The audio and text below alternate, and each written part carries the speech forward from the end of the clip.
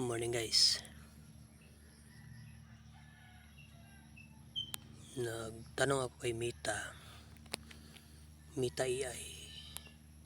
To. Pwede ba mag-serve ng warrant of arrest mula sa ICC ang isang private citizen sa isang politiko? Ito.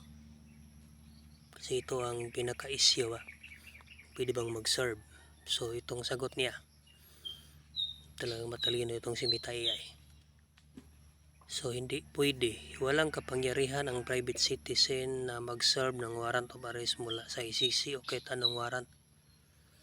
Sino lang ang pwedeng mag-serve ng warrant sa Pilipinas? Ito. Sa ilalim ng Rule 113, Section 2 ng Rules of Court, the warrant shall be executed by the officer to whom it is directed. If the officer is absent or unable or unwillingly to do so, the warrant may be executed by any peace officer.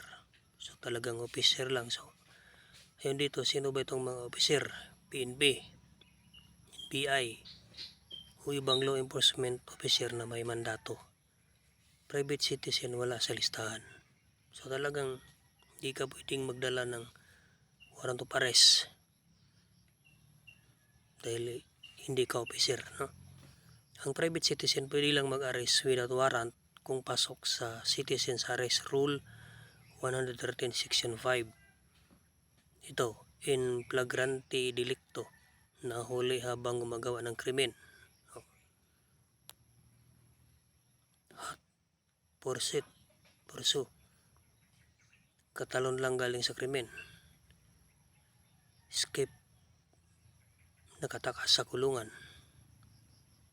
So kung nakita ng isang private citizen ang itong tatlong ito, so pwede siyang i-aresto niya kahit walang warrant, no? Yan lang ang kapangyarihan ng private citizen. Pero itong pag-serve ng warrant of arrest mula sa korte o sa ICC, wala, no? So paano gumagana ang ICC warrant? Ito, ang ICC walang sariling police force. Ayon sa Rome Statute Article 8789, ang ICC mag-issue ng warrant tapos hihilingin sa state party na ipatupad ito. Ang Pilipinas hindi na state party simula March 17, 2019. Kaya walang legal obligasyon ang gobyerno ng Pilipinas ipatupad ang ICC warrant.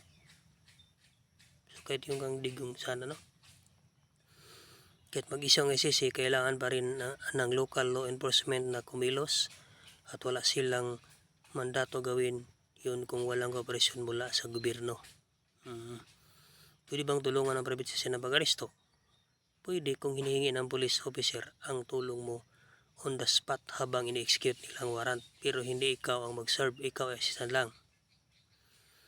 Kung ikaw mismo ang pumunta, nagpakita ng ICC warrant at pinilit mong arestuhin ng politiko, ito ang maring mangyari. Pwede kang makasuhan ng usurpation of authority, Article 117 RPC.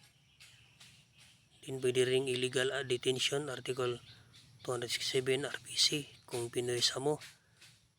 Number 3, ang arrest mo mismo ay illegal at pwedeng i-dismiss.